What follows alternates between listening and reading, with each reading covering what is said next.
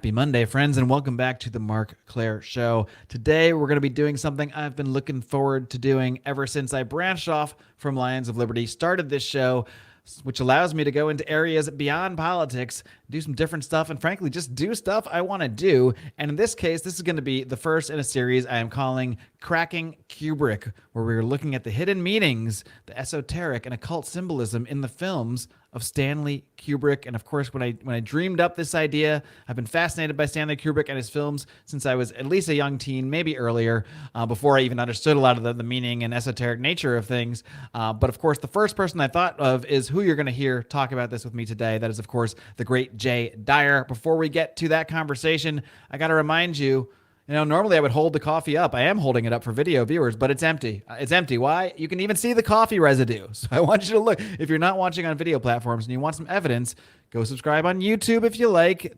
In fact, I ask you to, even if you don't want to watch there, because we're on the mission to get to 1,000 subs so we can do more with YouTube. But of course, great to support all the various other platforms, because not every episode will be on YouTube. Because just like last week's my conversation with Ole Damigard, not on YouTube for what I think would be obvious reasons. So head over to BitChute, Odyssey, what else? Rumble. There's all sorts of places you can find and subscribe to the show off YouTube as well. But I want you to head over and do something else while you're browsing the internet. I want you to head to foxandsons.com, Fox, the letter N, SONS.com, even if you don't drink coffee.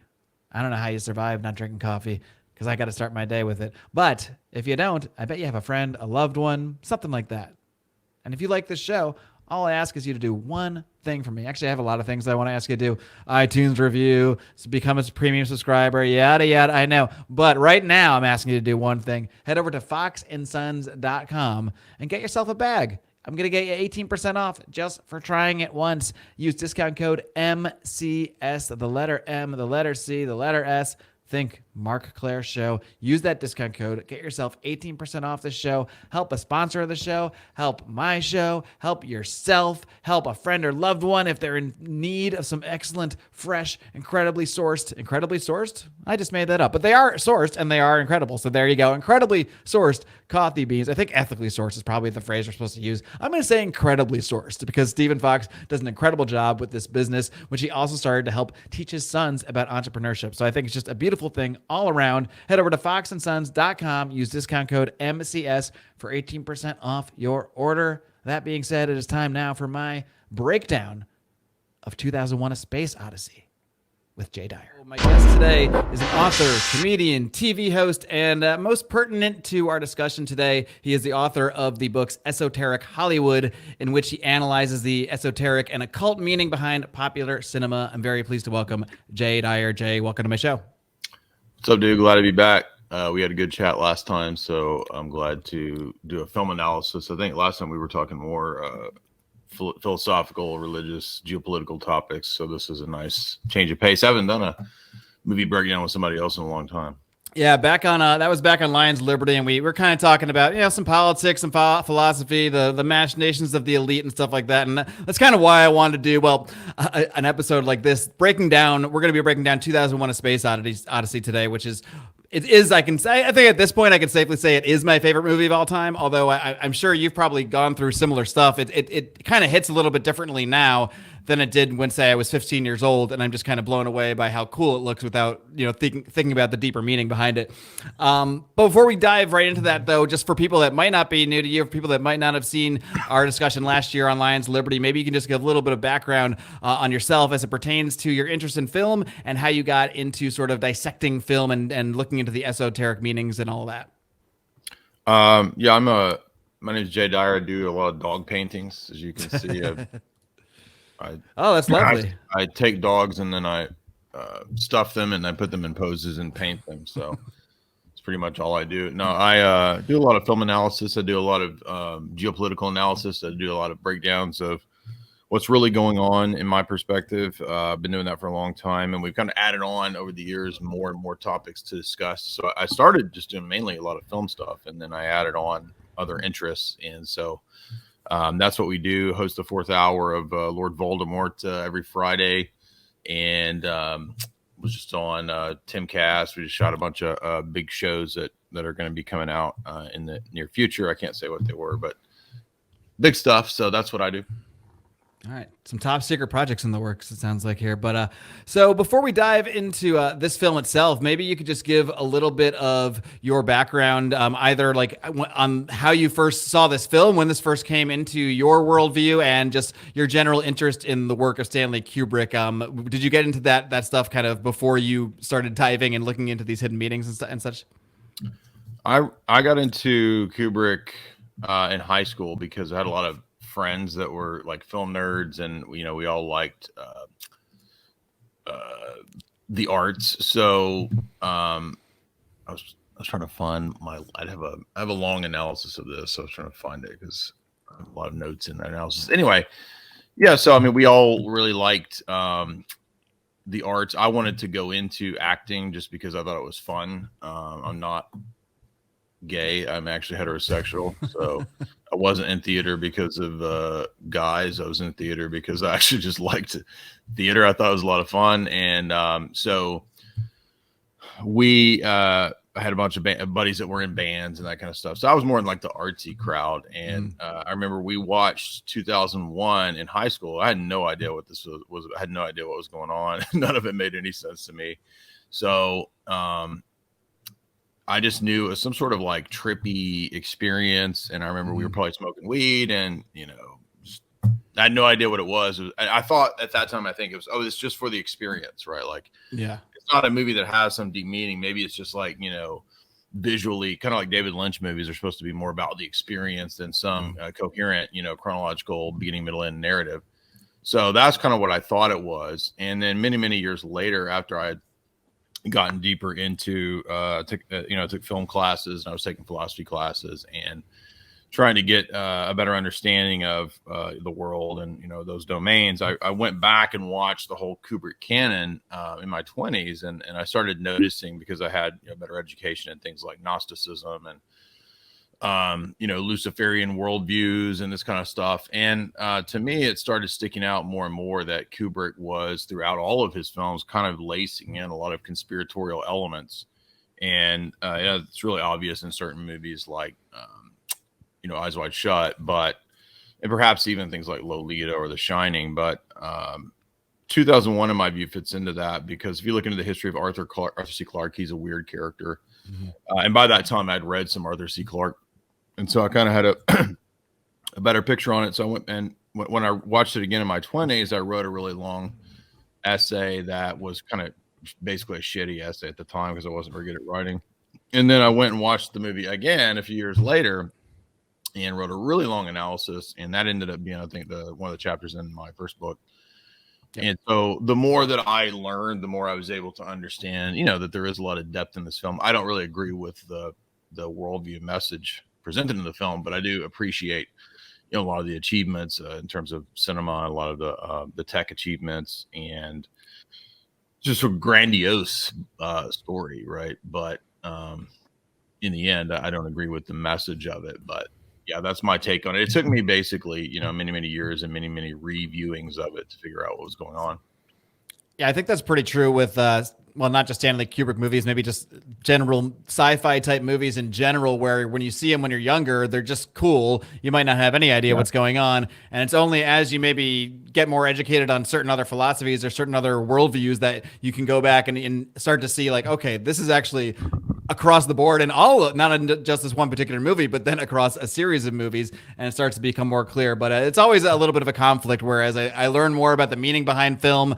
It doesn't make me appreciate it less, but I don't even know how to describe it. It does something. So we'll dive into that more as we go through the movie. So we're kind of start off. We're not going to necessarily go frame by frame here, but this movie is pretty easily divided into a few different sections here, and I probably noticed something more about this movie every time I watch it, and I did just watch it again this past weekend, so it's pretty fresh. But I'm pretty sure I go through this every time I watch it, but the way that Kubrick uses extended periods of silence and darkness really stood out to me even more this past time.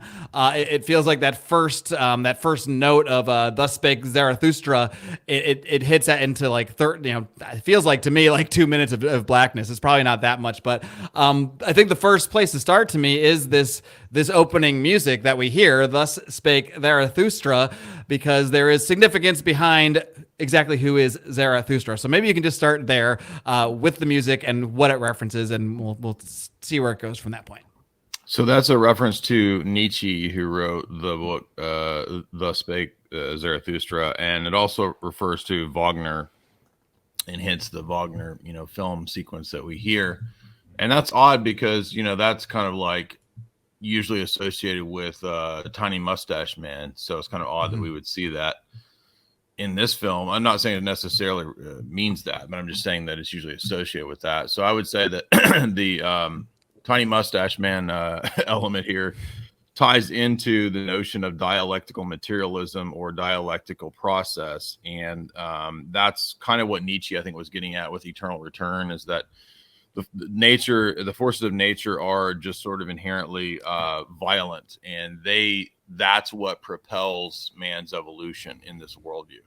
So I think that's the reason for the conscious choice of that. And we do have that planetary alignment. It's in my view that planetary alignment is, via Clark, I think there is something esoteric or occult connected with that. I don't know necessarily that he believed in astrology, but I think that the idea here is that these kind of planetary alignments are part of a universe that, in that whole trilogy that Clark wrote, is basically seeded by a form of advanced alien technological life.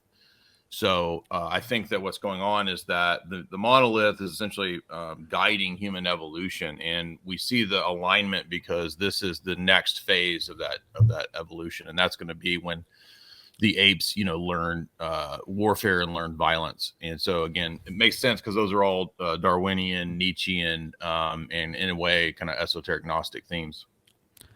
Yeah, we see that alignment, the Earth, the Sun, and the Moon. I think we see it's a different alignment later on, but we see the planetary alignments 3 different times in the movie. First here in the beginning, then later on 2 other times. But each time we see that alignment, it coincides with the appearance of this monolith, the black rectangle, the black square.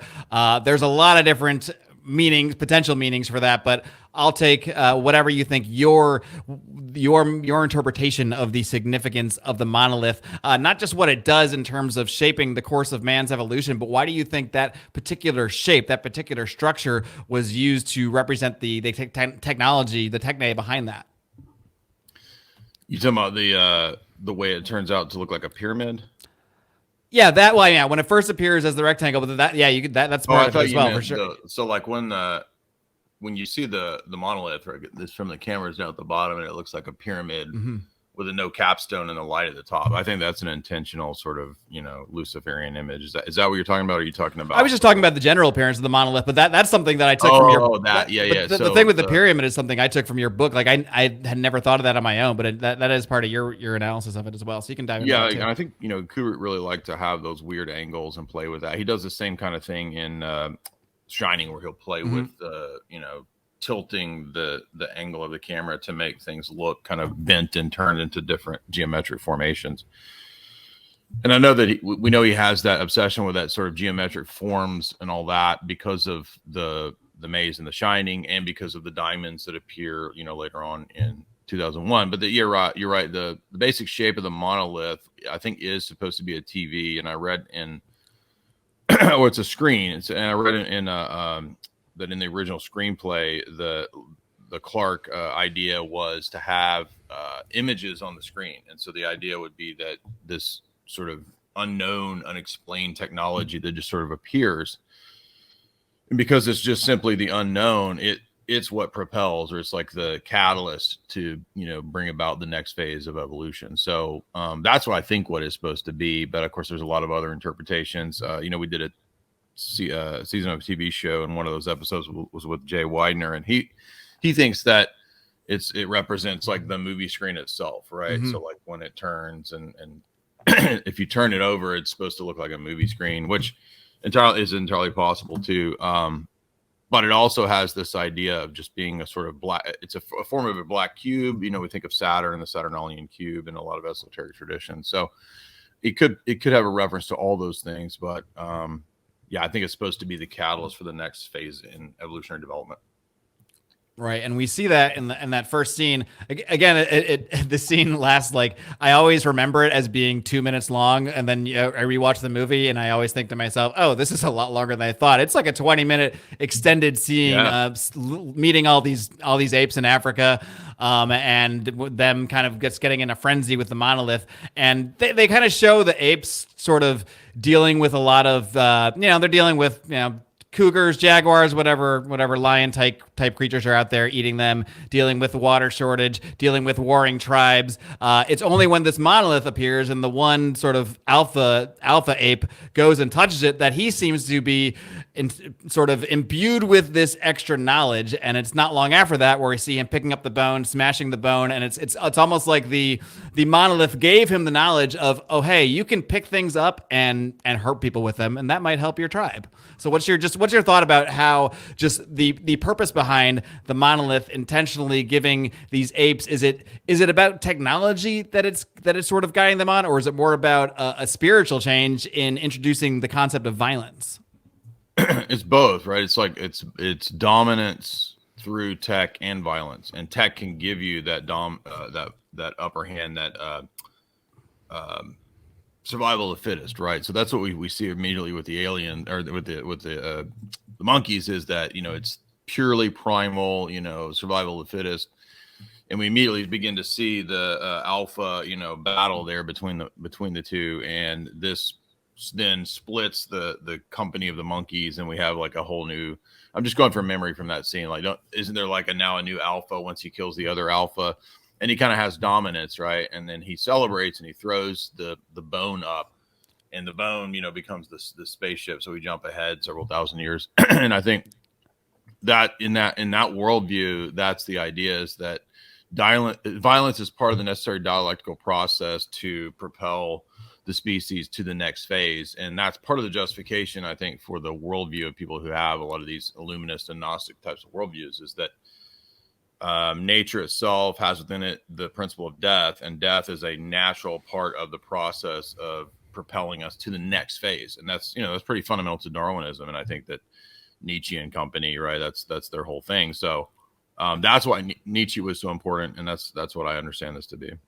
And something else I noticed rewatching this weekend, that sort of alpha ape that gets the bone and becomes the violent one, he starts his own sort of like, I don't know if it was already his tribe, but his whole tribe of apes, they all have the bones. But what I noticed this weekend watching is when the ones with the bones come and confront the dumb apes that didn't get the monolith upgrade or whatever, Right. those other apes with the bones that did touch the monolith, they're standing more straight up, whereas the other ones are clearly more hunched over, which I had never noticed before. So I do wonder if there's even a sort of a not so hidden, I guess, message there just about evolution and Darwinianism included in the choice of sort of making those bone apes, the violent apes, stand up straighter. I don't know if you ever noticed that. No, I had not. That's really cool. And I do think there's I remember I was looking back at my notes. The reason that it shows the pyramid uncapped is that it's the work is not complete, right? So the great work is the perfecting of man in this hermetic alchemical tradition. So in this notion, you have to evolve, and it may take millions of years, it may take 10,000 years, who knows, right? You have to evolve to the stage where man can, through tech, achieve immortality or achieve godhood or achieve the transcending of the physical limitations. And so that's why I think at the beginning we see the pyramid uncapped. I wanted to bring that back because I was trying to remember why it was uncapped, but then I was like, yeah, okay, so it's that great work process. And I think you're right that the group that's going to go into the future, the next phase, is the one that has the advantage. And I had not noticed that they were standing more upright, but it makes perfect sense. That's a great point. Yeah, and like you said, so he throws the bone in the air, and that sort of transmorphs visually into the spaceships and the sort of. Can you comment on the thing that I didn't really know much about, but I'd seen you mention it in your own commentary. Sort of when we see this a few times throughout the film, but when we first see these spaceships that are sort of orbiting the moon, these space stations, whatever they may be, we see this sort of turning wheel, and that is sort of a reference to a symbol that we see in Buddhism and some other sort of ancient cultures. Yeah, this is used in a lot of places, so it's kind of hard to pick out exactly what the wheel might be referencing. But we do see the wheel that comes up not just in like Buddhism and Hinduism, and which is like the cycle of life, and like all the universe is like this never-ending wheel that recycles you. So it's like eternal return. Would make sense too, because that's Nietzsche, and Nietzsche taught the doctrine of eternal return. And so there's that, but there's also like the idea of Ezekiel's wheels, which I don't think it's an actual like spaceship. I think it's supposed to be an angelic being, but a lot of people have interpreted that to be, some sort of spaceship or something like that. So it could have that element. It's a big too. Ancient Aliens callback, that one. Yeah, exactly. But here the ancient aliens are like, they're not aliens, they're advanced AI, right? Which is able to, if I recall, right, which is able to, I'm talking about when you read 2010 and then in 3001, it's right. Like, it's not aliens, it's just AI that's really advanced. And that's how Star Child, right? Because at the end he's going to become the God child, right? So that's going to be apotheosis. And so, yeah, that's what I think on that. Yeah, so once we're sort of introduced into this we kind of get the direct line from the violence and the bone straight to spaceships and conquering that sort of plane, if you will. And we learn that there is, which is really another thing that sort of hits harder watching it now after the last couple of years, especially, is that they've introduced a virus cover story just to cover up for the fact that they found this monolith on the moon. But everyone else, I found it kind of interesting. I forgot the character's name, but he's chatting with these other people, and they're kind of saying, hey, we heard there might be a virus or something, and he's just kind of like, no, I can't really talk about it. He basically says it in a way that's confirming it, but in doing so, he's actually just advancing the cover story, because the whole point is to make it seem like they're hiding a virus when they're hiding a viral outbreak, when really they're using that story to cover for this other thing that they found, which they don't want to tell people about. Did that hit any harder for you after seeing the last couple of years and seeing this sort of play out in its own way? Yeah, it's interesting because I don't know. I know you're not saying this, but it's not necessarily a direct connect between like this and like Kubrick predicted COVID. Right. But we do shows see it's that kind of in the playbook in a sense. Yeah, exactly. Yeah. The cover stories are always in the playbook. That's a great point. And same thing it was going on in 2000 or in Spielberg's. Close Encounters, right? The Third Kind. I think E.T. too. There was a whole. Oh yeah, there's a bioweapon cover story for the so-called alien invasion or whatever. And they even fake the alien or the bioweapon release, right, where they have the dead cows laid out in Close Encounters. So yeah, I think we do see that idea of the government putting forth plausible counter narratives that are cover stories, and Kubrick would know that because. I don't know that Kubrick necessarily filmed the moon landing or anything like that. That's a lot of speculation, but because on this film he did consult with NASA, I think he did have an understanding of how things work on, in terms of the real power structure, the shadow government, et cetera. So he knows that they have the ability to do that. And Clark, being one of those people who, in some degree, I don't know how far in terms of the inner party circle he was, but he was definitely to a degree an insider. Clark was hanging out with people like Crowley, and he was hanging out with all the Royal Society elites, and was himself pretty nefarious of a character. So in my view, also, there's probably some seeding of the notion that human beings are seeded by some other foreign kind of space-based entity. Like in this, it's going to be AI, but it also might relate to something like panspermia. I know that in this movie it's not panspermia, but it might be a form of panspermia because we don't know. Well, when Star Child is created in the original story, he nukes Earth, right? So there's like this depopulation narrative because everything needs to start over.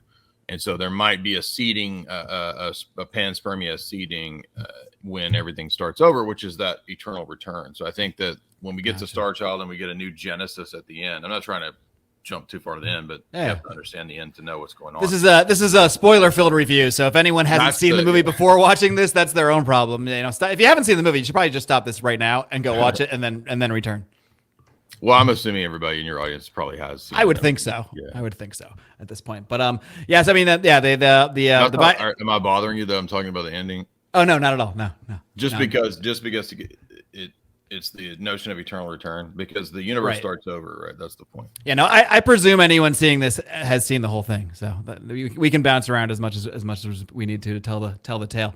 Also, I forgot to mention that yeah. the planets might also relate to planetary overlords, because they're pictured again as, I think, kind of sentient intelligences, and they're the ones that, when they align, they lead mankind to the next phase of evolution. But I think they're supposed to be like advanced AI. I don't think that that's why Jupiter is such a big deal in this, right? Because Jupiter's a big part of this alignment, and the notion of the planetary gods leading man into an ascent towards apotheosis. I mean, that's just kind of like classic, esoteric, hermetic, alchemical philosophy. What is the specific meaning of Jupiter specifically? Because they do, pretty much right after the scene is when they find out the real story, that they found this monolith, and they go to see the monolith on the moon, and it emits this sort of this deafening sound. But what they discover is that it's beaming this sound to Jupiter, which is why we end up later going to the next sort of scene and seeing that whole mission. But why? Can you dig further into the specifically Jupiter? What is the significance of that planet? So in a lot of the occult narratives, and I'm speculating here, and this would be an occult narrative that Clark would have known about and probably would have accepted. You have the idea that the God that controls our universe, is in some way probably Jupiter, right? The king of the planets. And that's just like Saturn or Kronos. It's a power or a force that limits and controls man. And so Jupiter corresponds to Yah, the Christian God, Yahweh, the Jewish God, and he's a very limited, kind of localized God. And so for man to go to the next phase of evolution, he has to break out of the limitations of the localized deities of this universe. And in a lot of the esoteric circles, like in Crowley circles, Crowley, if I recall, talked about how Jupiter represents, the imprisoning creator God of the Christian Jewish theology, and the real God of the universe is the unknown, unexpressible, beyond being God. So in that way, it's a lot of a Neoplatonic type of mythology. But I think that the signals and the transmissions refer to now it's time for a new transmission to bring man to the next phase. So man's going to sort of begin to break out of the planetary deities that run this dimension or this universe to go to the next phase. And that's why at the end we see that the planetary diamonds align. Those are the planetary what are called celestial intelligences, in my view. Right. Yeah. So I think at this point, when we're finding out that they're going to Jupiter, and we see that again, we see the planetary alignment. I think it's right before we again see the monolith on the moon. So like you said, it's signifying a change in the movie. We're going to go to a sort of a different direction of the movie, but it's also signifying that change in mankind, or that it's time for this other change in mankind, just like we saw in the beginning with the apes standing upright and beating each other senseless with bones. Exactly. So this does send us along into the sort of the somewhat meatier part of the movie. It's weird because it's a long movie, but every section always like feels small until I watch it, and it's twice as long as I thought. But we meet Henry Bowman, who basically becomes our protagonist of sorts here. Again, we see more wheel symbology. He's kind of like running around, sort of almost on like a hamster wheel of sorts in the spaceship. But ultimately, what we learn in this whole section is that there's Bowman, this other scientist, and these other ones that are sort of cryogenically frozen or sleeping or whatever technology they use for that, along with their other companion named Hal 9000. So as they're kind of transgressing towards Jupiter or beyond Jupiter to sort of take this next step of man, they already have a next step in a sense, or what is a certain kind of technological leap with the AI technology. Again, this is another one of those things that hits harder a lot more today than it did even 5-10 years ago, where we see people having little chats with AI that call themselves demons and are expressing sort of not so great intent. and so Hal definitely strikes a little bit more of a chord to me after seeing conversations with like ChatGPT and Dan and stuff like that. But maybe you can just take it from wherever you want there, just in terms of what they show us in terms of the spaceship, and also how they introduce Hal and how we're supposed to see this artificial intelligence of how as it relates to these sort of evolution of man that we've been seeing the whole time. All right, so now man is he's gone beyond the territorial terrestrial limitations of being confined to the Earth, right? He's floating in space, and in space he kind of can float, right? So this is an image of the beginning of overcoming the limitations of things like gravity. It's also when things start getting pretty phallic in the imagery with the spaceship. Well, and then the idea is that just as man was seeded on Earth, man is going to seed the universe, and the birth at the end of Star Child, right, is the production of that seminal seed. Let me read just a quick few sections where I cover this. The uncapped pyramid, in an alchemical sense, signifies the lack of the completion of the great work. The grand plan is to transmute base matter into gold, which signifies both the inner journey of the psyche and its ascent back to God, or the soul back to the one in Neoplatonism, or the after-death journey of the Gnostics through the planetary spheres. In the macro sense, the great work is the transformation of the entire universe into the omega point of Teilhard de Chardin, or of Hegel, where the totality of reality becomes conscious of itself as conscious, and inanimate matter becomes merged into psyche, realizing its own inert potentiality and God in process, right? So this is where we get to Star Child. The universe has within it the ability to produce. And so Halman will be one of these figures. Hal is the figure that's an emergent Deus Ex Machina from within, the God from within, that will eventually in 3001 unite with Hal to become the new deity, Halman. With the apes, early man was limited, caged, and bound by the forces of nature, time, and space. In space age, man has overcome gravity, floating about the universe, no longer hindered by the limitations of hunger, resources, and mass. This is the middle stage of man's gradual ascent out of the cage of the box of time and space, which is precisely what the monolith signifies in part. This is why the monolith becomes a kind of coffin box for Bowman in the climax. For Kubrick, the evolutionary ascent is premised on the presupposition of perpetual progress through technology, overcoming limitations of space and body. Hunger, by the time we're in space, is gone. Gravity is gone. And through the cryogenic sleep pods, time is beginning to be mastered. That was my take on that.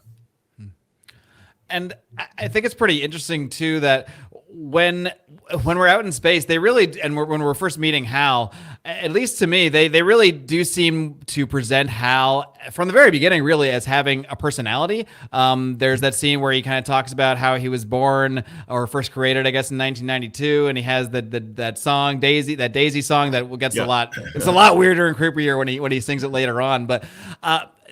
Do you think that they made it sort of an intentional decision to make Hal almost he's almost likable in a way, just the way he's sort of is able to use sarcasm and even when he's gone bad and is sort of turned on the crew, I can't help but get a kick out of Hal pretty much the whole time till his very end. So I'm just curious on your overall thoughts on the presentation of Hal.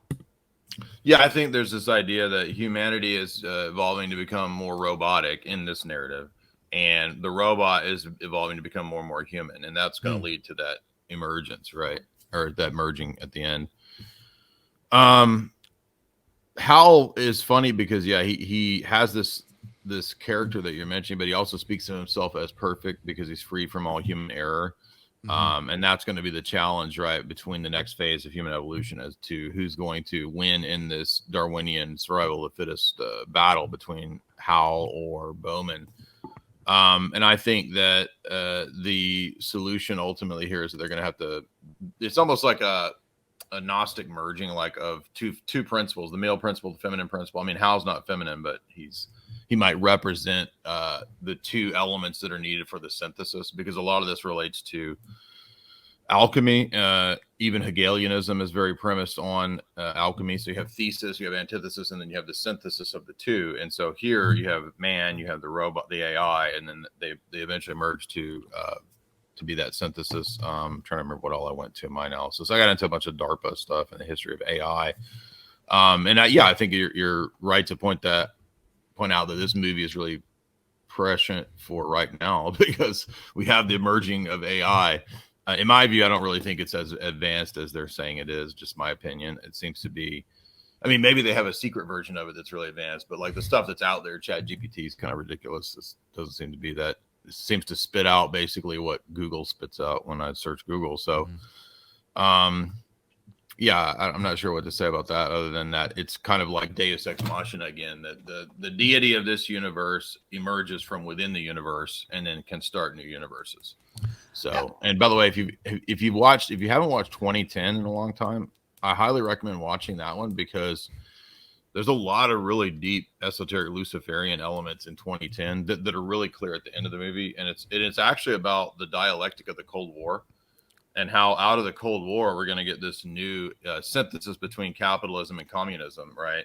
That produces the technocratic era of space travel and seeding the other planets. It's funny because I'd never actually I'd read all the books way back in the day, but I'd never actually seen 2010. And last night it popped up and after I watched the movie and I was about to go press it, but then I was like $3 and I was like, nah, I don't know if I want to pay $3. But that's before I knew it was good. So if it's actually good, I will pay the $3. It's boring. I wouldn't say it's a good movie. Okay. It's certainly not as good as it's worth watching for analysis purposes. Might not be the same as good movie. It's really perfect at the end.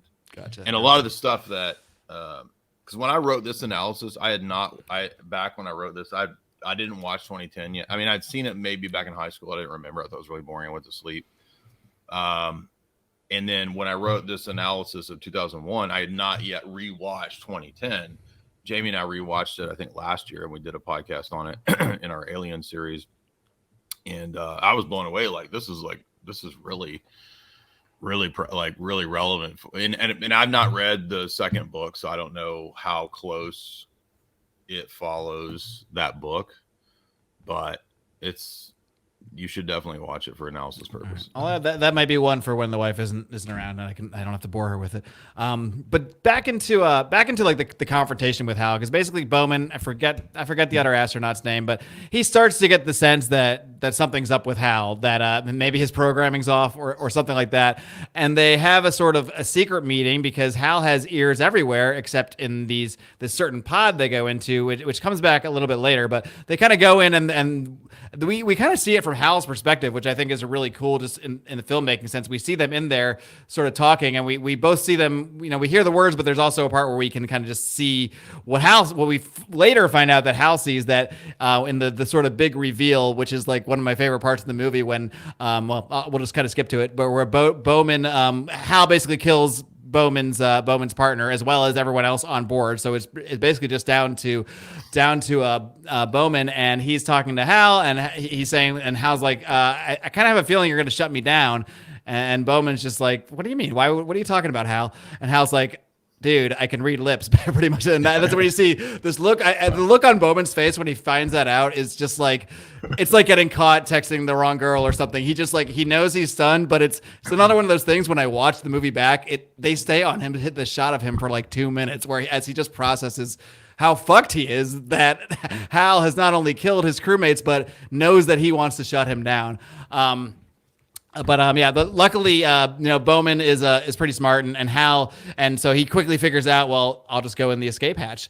And what I really love about the scene is he's slowly going through these, and Hal's like, you don't have a helmet, you can't do that. He eventually is able to get in there and through a whole scene that's worth watching, him getting him back into the spaceship. But I think one of my favorite parts here of the movie going in is once Bowman is back in the ship, and even though Hal has arms and eyes and all that stuff, and doesn't have arms, has eyes and ears, he doesn't have arms or anything like that. He can't touch Bowman. So once Bowman's back in the ship, Hal is pretty much fucked at that point. And this is when Hal goes from sort of perfect computer mode to he starts to sort of like whine and rationalize. I thought of it like a couple who had just gotten into a fight, and then he starts to kind of say like, hold on, I know I got a little crazy out there before, but I'm better now. He starts saying, I'm better now. And I laughed out loud when he even suggests to Bowman, he says, why don't you just take a stress pill and calm down there?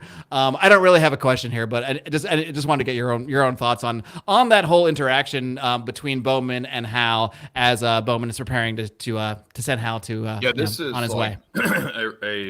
Referring back to the battle between the two monkeys at the beginning, right? So now we have two new versions of monkeys, and Hal's not a monkey, but he's a monkey compared to where the the deity of this universe is at the end. And there's a great quote by Clark. Clark was reported to have said, quote, "It may be that our role on the planet of Earth is to not worship God, but to create God." And this is in reference to a story he wrote called The Final Query. The screenplay writer, Clark, the co-writer, allowed significant changes to the script by Kubrick with, for example, the TV screen monolith. Another significant change is the ending where Starchild uses the satellite system to blow up the planet. And so man, we find out, is an evolutionary error or an abortion that's not supposed to be. We find this, by the way, in a lot of science fiction where the accidental or just sort of random emergence of man is a mistake that needs to be corrected, and man is an abortion. In fact, if you watch the Alien series, that's actually really prevalent in the Alien. I'm talking about Ridley Scott alien mythos. Like, man is this accidental genetic modification creation from the experiments of the space jockeys or whatever. And so we find this a lot in science fiction, and that's why. And the alien is kind of like almost that the dream virus of the elite that is just there to just wipe out the error. Yeah, it's like the ultimate depot weapon. Exactly. So here we think, oh, actually, maybe Hal's going to do that, right? Because the next phase is going to be as they're in the ship and they've been shot out like seminal emission right into the universe, literally, right? I think it's supposed to mean that. And so we have this sort of survival of fittest battle within the sperm to see who's going to win. And we think that it's going to be Hal's going to depopulate Bowman, and then Hal will, I guess, go into the beyond through the Stargate or whatever, and he'll become the new god or something like that. But it's not going to go in that direction. Yeah,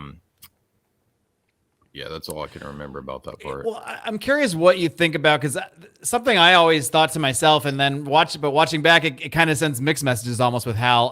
I wonder, do you think that there is, because Hal, they say Hal was born or created in 1992. So the technology for Hal has been around this whole time. And this entire time, Hal's never, I presume, ever killed anybody or turned on a crew or anything like that. So it seems like he's been around for almost 30 years here.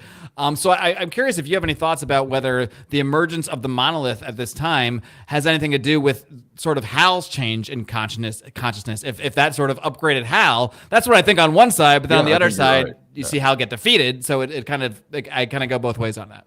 Yeah, because 2001 is supposed to be Hal isn't actually defeated. That's the thing, right? Well, yeah, in the moment it seems so. I guess in the moment, right? Yeah. Exactly. So, if it's 1992, then they probably guesstimated that it would take 10 years for the AI to develop to be that advanced. Of course, it wasn't that advanced in 2001 that we know of, right? Unless we live in some sort of AI created simulation universe that.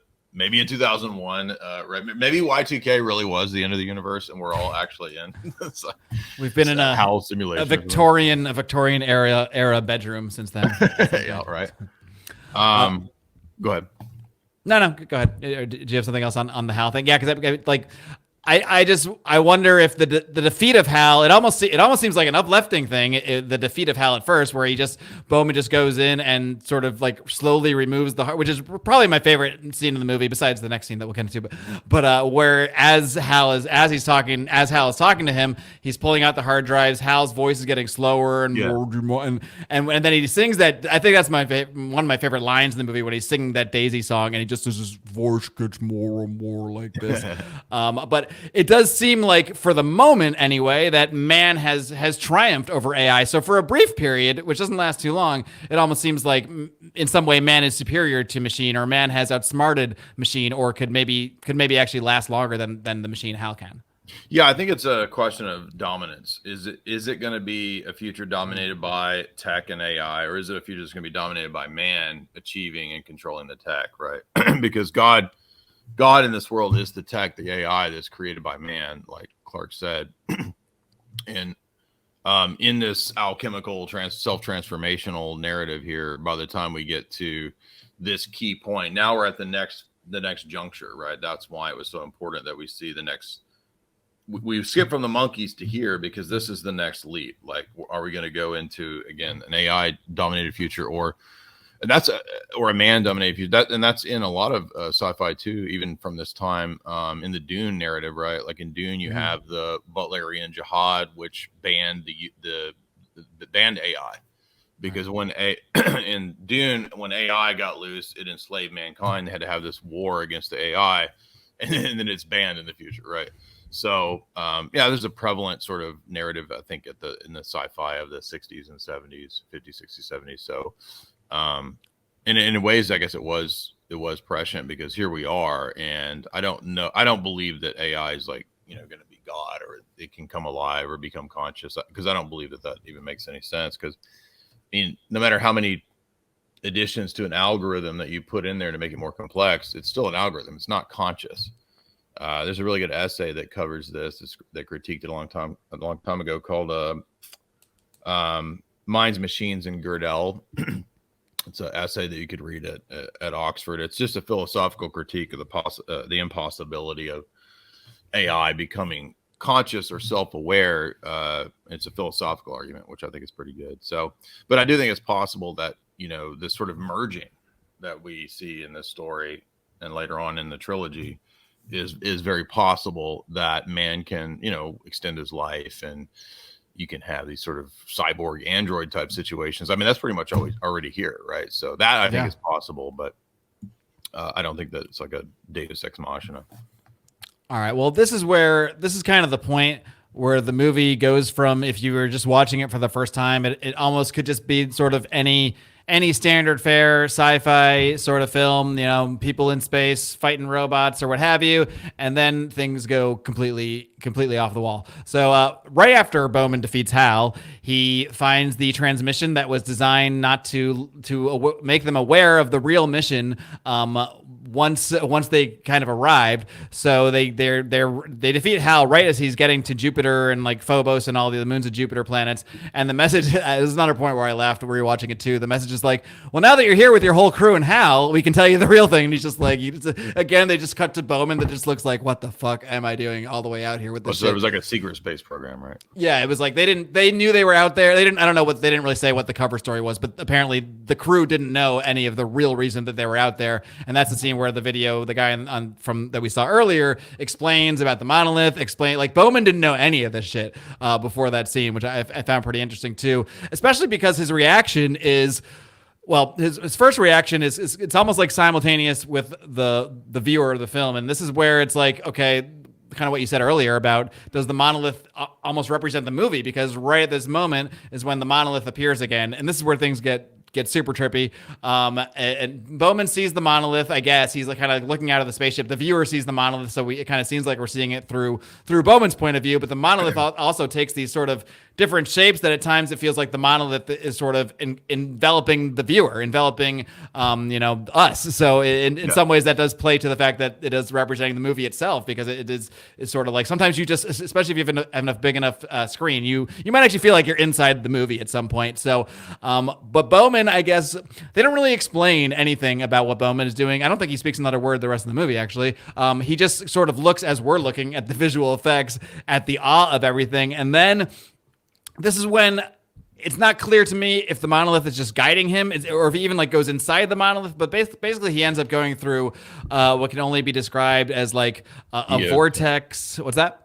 Yeah, he's going, and it's even clearer in the next in 2010. He's going into the monolith, because he will in the next one too. Yeah, so the monolith basically sends him down this crazy vortex, and just with pretty much every other scene in this movie, I remember it as 2 minutes, and it's like 20. It's like 20 minutes of him seeing various like perfect geometry, various colors. Those who have partaken in certain psychedelics might see a lot of it as familiar. It's really just visually stunning. I think this is the part of the movie where I think when I was younger, I just sort of turned my brain off and said, well, this part's just supposed to look cool. This part is just, that's what I thought. This is where I don't know what the fuck's going on, so I'm not going to. Trippy, dude. Right. Yeah. Exactly. Like, whoa, man. So let's grab another bong hit and just enjoy this. But, as we know with Kubrick's filmmaking in general, and with this film being no exception, nothing is by accident. Nothing is by chance. Yes, it does look cool, but there's meaning behind it all. So I'll let you pick up wherever you like. Just what is your interpretation of this entire, like, it's literally like a 25 minute sequence of him going through not just these like visuals of the lights, but also there's a lot in there. There's the up close of his eyes being illuminated, and eventually once he gets through the vortex, as you mentioned earlier, if you can call it being through, he sees these sort of like landscapes. It almost looks like, is he on another planet, or is he seeing the formation of Earth? It's time has now become confusing as well. Right. But eventually, like at the end there, he does also see those 7 sort of, it's like perfect sort of triangles or pyramids or diamonds or whatever. Yeah, they're platonic solids. Right. So I think they're supposed to represent the planetary deities, right? Because in the classical world, you have 7 planetary deities. Mm-hmm. So Kubrick said, quote, "I will say that the God concept is definitely at the heart of 2001. However, it's not any traditional anthropomorphic notion of God. I don't believe in any of Earth's monotheistic religions, but I do believe that you can construct an intriguing scientific definition of God once you accept the fact that there's 100 billion stars in our galaxy, and each star has life-giving potential, and 100 billion galaxies, blah, blah, blah. The planet is in a stable orbit, not too hot, not too cold, and given a billion years of chance, the chemical reactions due to the sun's energy rays can produce a chance for life to emerge. It is reasonable then to assume that there must be countless of billions of worlds, and that life probably developed on other planets, and that their intelligence was high eventually. So he says that would have led to, it's kind of the typical sort of the logic of the alien story, that, there would be these advanced evolutionary beings on other planets because of the billions of years of time in the universe. He says their potentialities would be limitless. Their intelligence would be ungraspable by humans. And he says that they would have been beings who, like a chrysalis, transformed from matter into beings of pure energy and spirit. So that's Gnostic, that's Hegelianism, that's Teilhard, that's everything that I was getting at. And so what we have here is this, as we said a minute ago, this challenge between Hal and Bowman. Hal ends up not winning out, but Bowman goes into the Stargate, the monolith Stargate, which in my view, he's stepping outside of time and space. So he's again finally getting to the phase of transcending those previous limitations that we mentioned. And by going beyond Jupiter, he's going beyond, as we said, the limiting deity of this universe, or celestial intelligence of this universe. And now he can see, like you said, like he's seeing the formation of this universe. He's seeing outside of time and space. He's seeing, in fact, in my view, even the fundamental structure of the universe, that it has these sort of fundamental structures, platonic solids, which, like we read in Plato's Timaeus, that's kind of the ultimate cosmology of all the Hermetic and occult religions, is Plato's Timaeus, which it itself says goes back to ancient Egypt. So, it's kind of supposed to represent like the building blocks of reality, or like, the code of the matrix, wherever you want to say it. I kind of think it's a matrixy type of thing here, right? So that Bowman is saying that this is how the universe, he can see the smallest level of how the universe is structured. He can see it on a macro scale.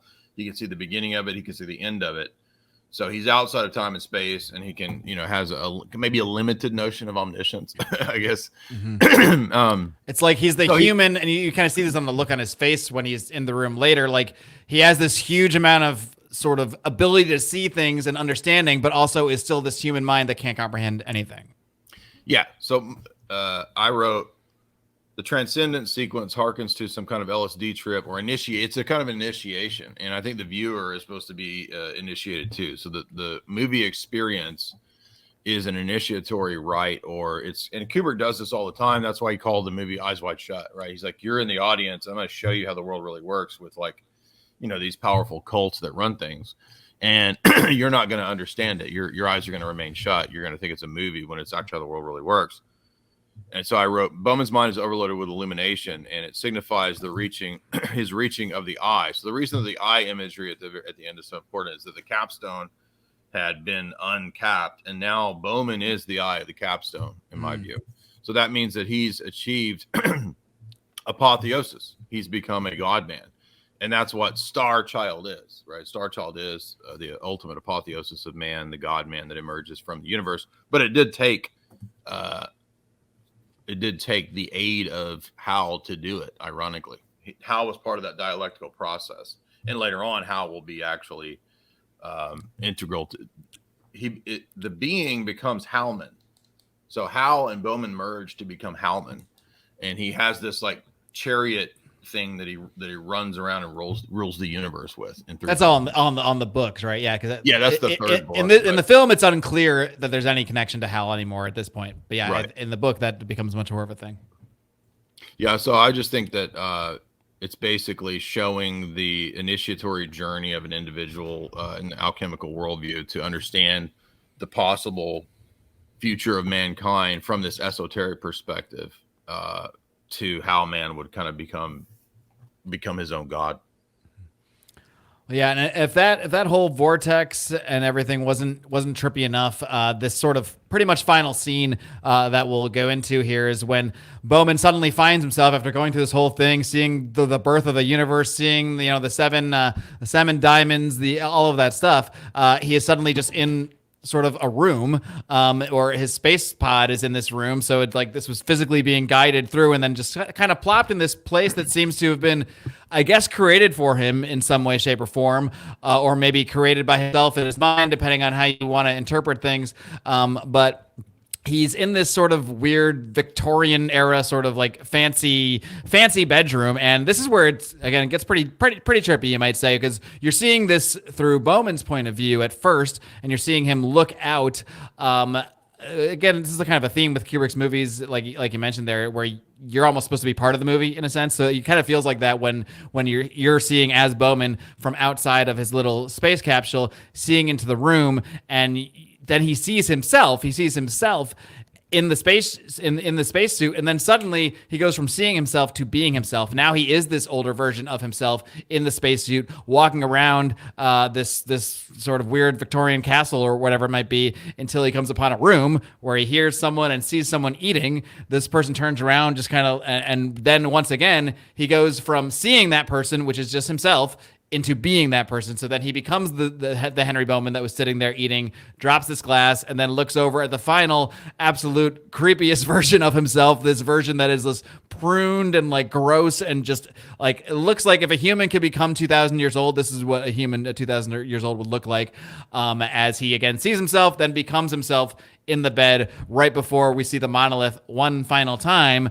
And well, we'll get to Star Child one more time at the end, but why don't you just give me just your thoughts on this whole thing where Bowman is, do you have any thoughts on why they chose this sort of decor? First of all, that part's always perplexed me. Good question. I remember reading somewhere why he did that, and I don't remember what his reasoning was, but if I recall, he said something innocuous, like he just thought it looked cool. I don't remember what exactly, but there's probably more to it than that. Maybe he was just joking around.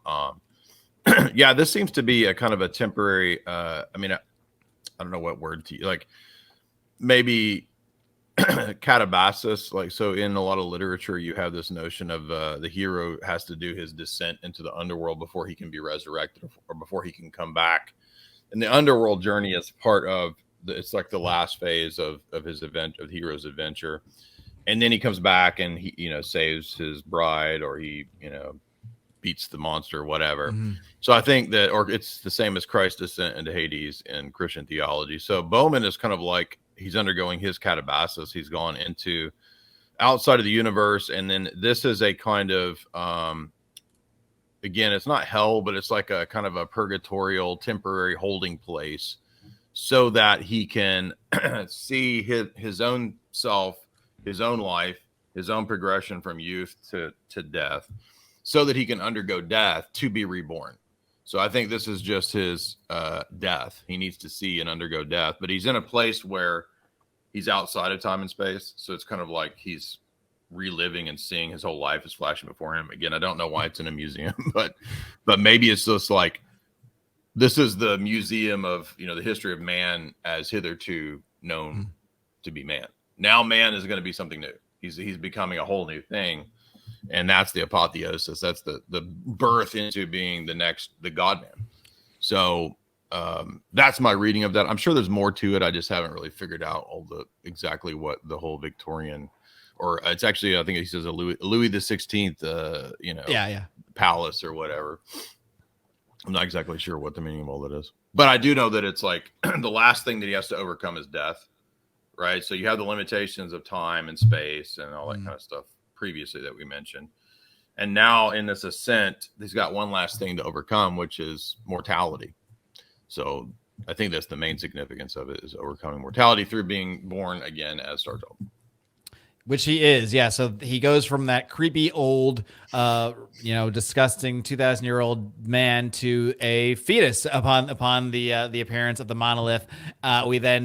We close up with another appearance from the great Thus Spake Zarathustra music that we're all familiar with, as we see this new super creepy looking baby Henry Bowman Starchild appear over the earth. And so he basically looks like a baby, but also looks like Henry Bowman as a baby. So it's super weird, super creepy. And then that is the movie. So you've referenced it a few times. Maybe you can just sum it up with, why is Henry Bowman? I mean, now we know it's the Starchild and the significance, but I mean, this is the one where as a kid, I would just be like, or not even a kid. I mean, just a few years ago, I would just kind of throw my hands up in the air and be like, all right, this movie means nothing. They just made him a baby, but there is more significance to it than that. Yeah, a lot of the people from the alchemical hermetic tradition and people even in transhumanist philosophy today believe that evolution is this upward ascent, somehow sort of a predetermined upward ascent to perpetual progress to achieving deity. So man will evolve to become God. And the reasoning is, well, what's the most likely means by which he would evolve to become God? Well, it would be technology. So that's, I think, ultimately the root narrative throughout the Clark stories here. That's what's going on. And like I said, there was supposed to be the idea that Starchild would nuke Earth and start over. But they decided that was a little too dark, so they didn't put that in there, if I remember. So they just left it as Starchild, basically kind of like creating another universe. So we're back at Genesis. And since Bowman has transcended and become his own god, he can now create his own universe. He's the god of his own universe. And so that's the whole meaning of, the alchemical process, the ascent of man. Apotheosis means man becoming God.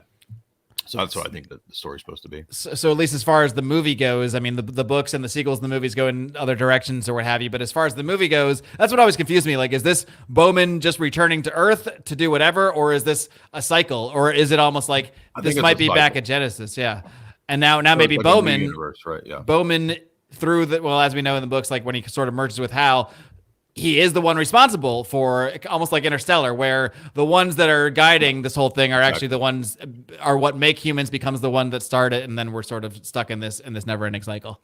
Exactly, yeah, that would make sense in the Nietzschean view that it's an eternal return. Thus spake Zarathustra, right? That notion of sort of a never-ending cyclical universe where the process starts over again, and we're back at Genesis and creation.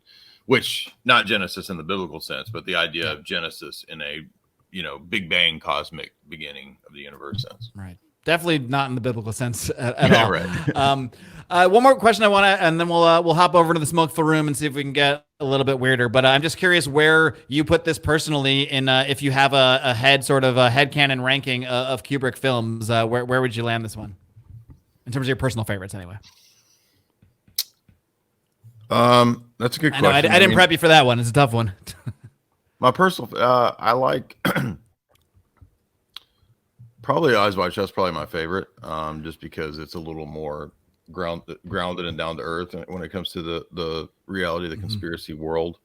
That's one that's moved up my rankings. I think when I first saw it, I was like, I don't know, there was some cool orgies, I guess, but I'm not sure. But now, like, the more I watch it, it ages like a fine wine. It gets better every time I see it. Yeah, probably next would be The Shining. I like that a lot.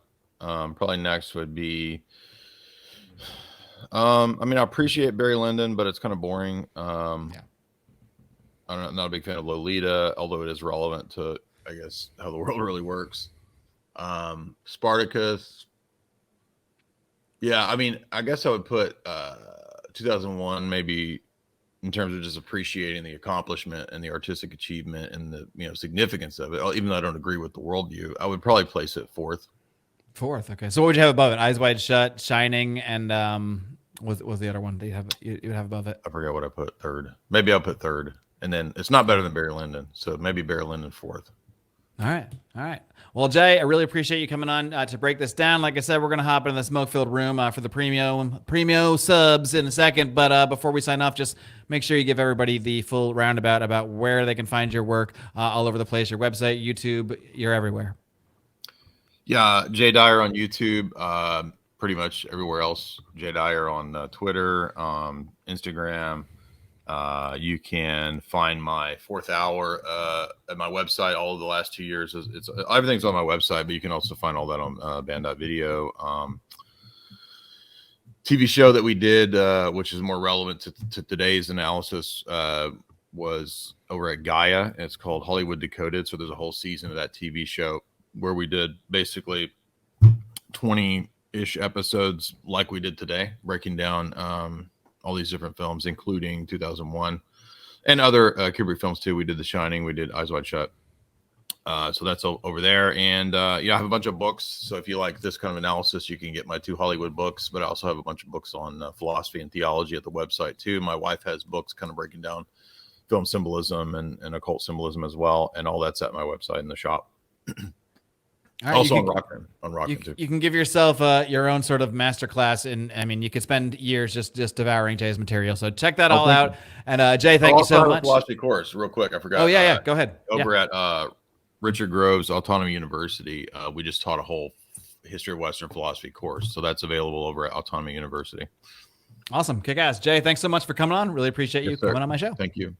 All right, friends, I hope you enjoyed my breakdown, really Jay's breakdown, our breakdown of 2001 Space Odyssey with Jay Dyer. Be sure to follow his work. If it's been created, there's a decent chance that Jay has done an esoteric analysis and breakdown of it. So he's just a vast source of information and knowledge, and not just on this subject. I mean, if you're becoming an ortho bro or something, he has so much stuff on theology, so much stuff on global politics, conspiracy. I mean, Jay just has an incredibly vast depth of knowledge at his disposal. So I really want to encourage you to head over, check out jaysanalysis.com and give Jay a like, a sub, a follow, whatever you got to do. Just go ahead and do it. And of course, if you enjoy my conversation with Jay today, you probably will enjoy the rest of it, because this conversation, as always, continued in the smoke-filled room bonus segment for my premium subscribers on Patreon, on Rockfin, on Subscribestar. However you subscribe, you get the complete and early access to every single episode of this program. Every single episode you hear on the public feed is only scratching the surface. We always go deeper in the smoke-filled room. In this one, we got Jay's thoughts on whether Stanley Kubrick was involved with the moon landing footage, which has been rumored, of course.